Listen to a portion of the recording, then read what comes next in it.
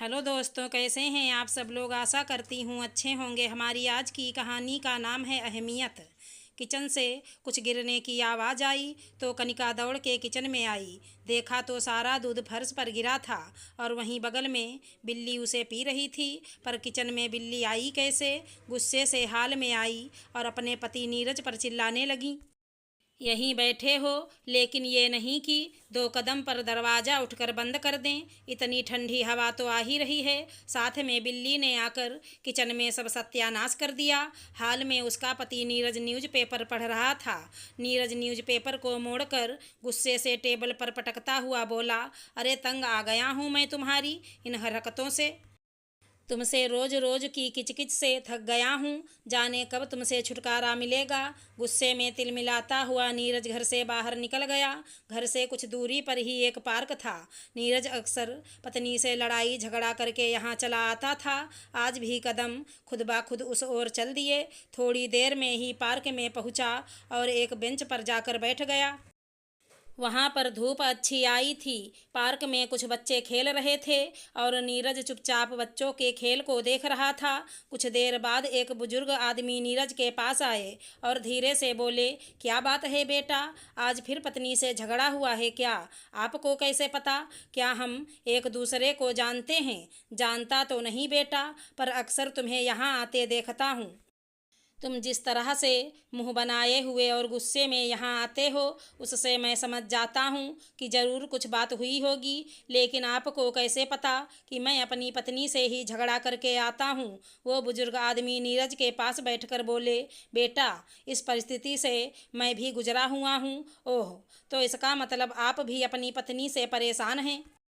बुजुर्ग मुस्कुराकर बोले, बेटा, ठंड बहुत ज़्यादा है, शांत हो जाओ और घर जाओ। ये सब तो चलता रहता है। माफ़ करना अंकल जी, लेकिन मैं अब थक गया हूँ। रोज़ रोज़ की किचकिच से ऊब गया हूँ। उस घर में अब मेरा दम घुटता है। अरे भाई, वो सब मैं समझ सकता हूँ बेटा, इसलिए कह रहा हूँ, घर जाकर साथ बैठकर समस्या सुलझाई जा सकती है। इतना सुनकर नीरज मुस्कुराते हुए बोला, अंकल जी, आप मुझे घर जाने को बोल रहे हैं, जबकि आप खुद भी तो अपनी पत्नी से परेशान होकर यहाँ बैठे हैं। बुजुर्ग फिर मुस्कुराकर बोले, बेटा, मुझे परेशान करने वाली तो अब इस दुनिया में ही नहीं रही। पूरे 6 महीने हो गए उसे गुजरे हुए। जब तक थी तब तक मैं भी अक्सर हर छोटी छोटी बात पर उससे गुस्सा होकर उस पर चिल्लाकर यहाँ आ जाता था। लेकिन उसके चले जाने के बाद मुझे समझ आ रहा है कि मैंने क्या खोया है। आज बच्चे अपनी दुनिया में मस्त हैं, धन दौलत ऐशो आराम की सब चीज़ें हैं मेरे पास, लेकिन मुझे बात बात पर टोकने वाली, बीमार पड़ने पर मेरे लिए परेशान होने वाली, रोज़ मुझसे लड़ने झगड़ने वाली मेरे पास नहीं है।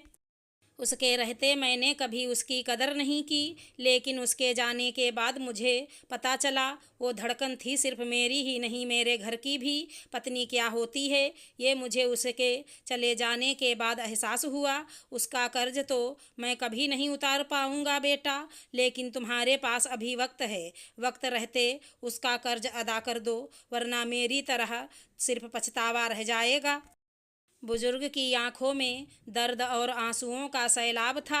नीरज बिना कुछ बोले उनके गले से लग गया और फौरन घर की ओर चल दिया। दूर से देखा तो उसकी पत्नी कनिका दरवाजे पर खड़ी उसकी राह देख रही थी। पास में पहुंचा ही था कि उसने कहा, कहाँ चले गए थे?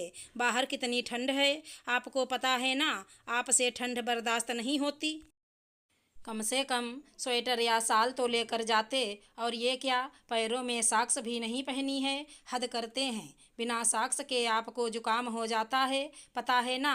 नीरज उसकी तरफ पास आकर कहा, मुझे इतना भाषण सुना रही हो, लेकिन तुम भी तो इतनी ठंड में बिना कुछ ओढ़े दरवाजे पर खड़ी हो। क्या तुम्हें ठंड नहीं लगती? बिल्ली के घर में आने पर इतना चिल्लाई हो, और ये जो इतनी ठंडी हवा घर में आ रही है उसका क्या? वो कुछ नहीं बोली। शायद पहली बार नीरज ने उसकी फिक्र की थी। अपने पति की बात सुनते ही कनिका की आंखें भर आईं और दोनों ने आंखों ही आंखों में आज एक दूसरे के लिए अथाह प्रेम देखा। नीरज उसे गले से लगाकर भीतर ले आया। बुजुर्ग की बातें उसके जहन में घर कर गई थी। पूरी रात ठीक से सो ही नहीं पाया और मन में सोचने लगा कि सच तो यही है कि मैं और मेरा घर मेरी पत्नी के बिना वीरान हो जाते। मैं कितना भी कर लूं, लेकिन उसका कर्ज शायद मैं कभी ना चुका पाऊं। पर हाँ, एक छोटी सी शुरुआत कर दी थी, कुछ उसको समझने की, कुछ खुद को समझाने की, क्योंकि वो जो भी करती है घर वालों की भलाई के लिए ही तो करती है। देर से ही सही, पर नीरज यह बात अच्छे से समझ गया था। अगर हमारी कहानी पसंद आई हो तो चैनल को लाइक शेयर सब्सक्राइब करें। धन्यवाद दोस्तों।